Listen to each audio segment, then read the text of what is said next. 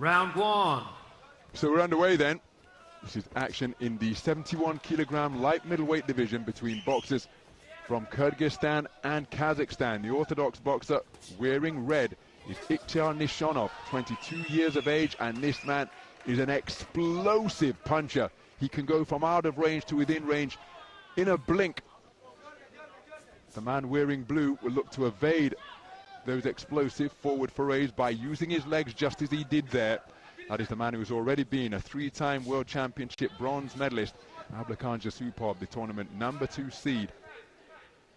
Man I first saw as a youth boxer. But again, there's that burst of punches to the body, and he possesses explosive, heavy hands. The head's coming together. He picked up a cut in his previous contest, did Nishonov. He's not averse to mixing it up on the inside. And he's the type of boxer that he simply can't take your eyes off him, because he has that type of fight-ending power that can be detonated at any time from seemingly anywhere in the boxing ring. That's the speed of foot the man possesses when closing the distance. Nice movement in the pocket. Look how he's dipping beneath those scything hooks, Жүсіпов. Testament to the man's ring craft. First saw him in Nanjing 11 years ago when I was ringside at the Youth Olympic Games, and he came away with a gold, adding to the World Youth Gold that he won earlier in the year down at lightweight. And here he is, having claimed global honors as a youth some 11 years ago, hoping to progress through to a World Senior final for the first time and not come away with a fourth World Championship bronze. Southpaw left with a scoring shot from the man in blue. Bit of rough house tactics employed by Жүсіпов to push his man back. He's playing counter-puncher and spinning across the line very effectively, digging down to the body and ending with a right hook to the head is Жүсіпов. And the fight-ending single-shot power of Nishonov is being blunted by the ring craft and precise movements in the pocket, augmented by pinpoint precision with punches to both head and body from Жүсіпov. There he's making his man miss once again. And there are very few endeavors that are more tiring in the boxing ring than swinging and landing at nothing. And again, look at how Жүсіпov was able to spin off the line and end up almost behind Nishonov's back. And again, look at that, leaving the man chasing shadows, almost playing matador up there in the boxing ring.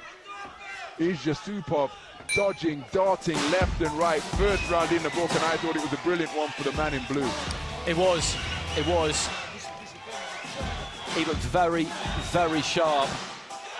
And Nishonov is a brave fighter because he really commits to his attacks in a way that not many people do. And yes, it gives him a chance of landing something big because he really gives it absolutely everything. But I just wonder if he is going to walk onto something here, or rather launch himself onto something here and get cleaned out, because Жүсіпov looks well capable of it, and he looks like he's in that kind of mood.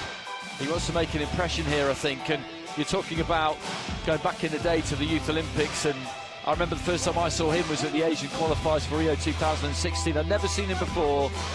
He was 19, I think, at that point. And I remember him, he stuck in my mind too. I remember just thinking, wow, like this guy's really going to be good. And of course he has gone on to be very, very good, but maybe just hasn't had that crowning moment yet. That's what he's seeking to remain in contention for here. Took the first round unanimously. As we move into the second round, and Ихтияр Nishonov seeking to let his hands go, but he just hasn't been able to find a range with any consistency, because Жүсіпov, the southpaw wearing blue, is controlling the distance very effectively indeed. Look at how he's able to spin around his man in the pocket once again, and now Nishonov finds himself confined in the corner. This is terrific ring generalship being demonstrated by the tournament #2 seed. There he comes in with a right cross. He's looking to burrow away to the body once again, but took a left cross in between his defenses while he was looking to get to work to the body. And that's the measure of Жүсіпов's composure up there in the boxing ring, making his man miss once again. His exhalations audible from our ringside commentary position as he let the two-shot salvo go. Then he's swinging and missing with a right hand over the head. And these will all be taking a toll on his gas tank, trying to work to the body on the inside when the two men came together. Overhand left looked as though Жүсіпов was looking to launch the type of finishing shot you just referred to, Andy. He really did push off his back foot with bad intentions, as did Nishonov on that right uppercut, which wasn't too far away. Looking to counter punch once again, and he's got the footwork with which to do it, to step aside and unfurl a check hook and just run his man onto the punch to double up the impact. John again launching that backhand, but easily evaded and negated by Жүсіпов because the man's radar is locked in. Southpaw left was a scoring shot from Жүсіпov, then changed it to a left cross to the body after his right hook upstairs was short of the mark. And Nishonov is finding himself out of range for the majority of this affair here, and look at that. Poking him with a left cross, keeping the movement going to end up behind his back once more.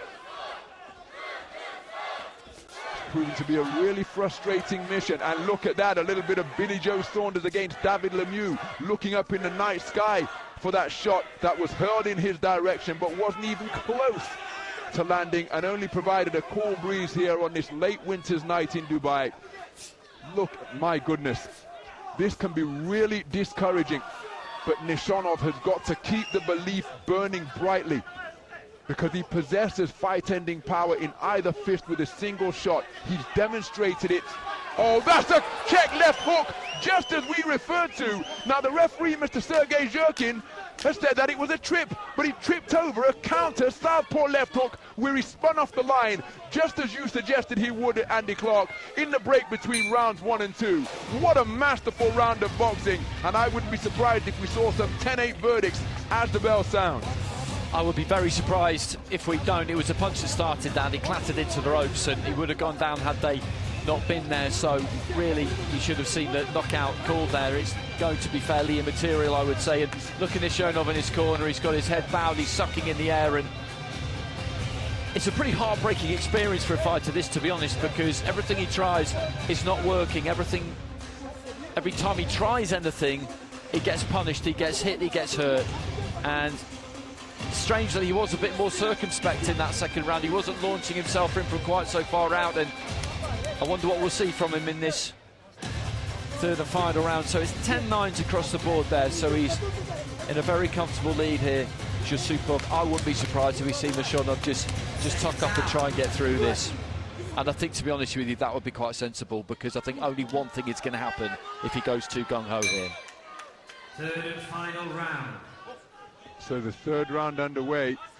The first two rounds have been scored unanimously in favor of Жүсіпov. The second one, for my money, was clearly a dominant 3 minutes of boxing, and it looks as though Nishonov's belief continues to burn brightly, going in pursuit of his man.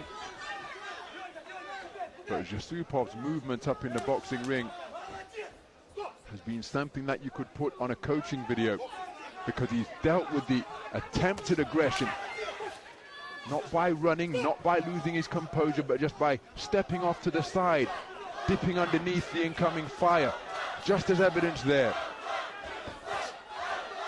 Always remaining cognizant that the man in front of him is dangerous, but he's made him miss by millimeters on occasion. Sometimes it's been wider than that, to the point that at one moment in the second round he put his gloves up to his brow as though he was looking in the distance for something that had been lost, and there again, roundhouse left, inaccurate. You see, he's not averse to that, Жүсіпov. In addition to all of the slick boxing and clever performing, he will rough you up on the inside to let you know that he's not going to be bested in any facet of the game. He will shove you off. He will put the laces of his gloves into your face. He's got a mean streak a mile wide, Жүсіпov. And he's the type of boxer that wants to be the governor in every department of the game. So looking to launch the attack, but Жүсіпov just keeping the movement going. There was a good right hand to the body, as getting frustrated now. Nishonov rubbing that head into the face of Жүсіпов. Жүсіпov will want to ensure that he doesn't pick up a cut. Good left jab by Nishonov, twice in quick succession, and should he have been advised to use that shot more to try and set up his vaunted power, because he was launching home run swings just like that without setting it up with the lead left stick. But when he used that lead left hand on a couple of occasions in this round, not close enough together to be a double jab, but they were two fast, snappy single jabs in pretty close order, and he found a home for them. But again, you see lead left hook, and the man is nowhere to be seen, and you can see how frustrating an experience this is now for Nishonov, because Жүсіпов simply will not stay still and you can't catch him cleanly.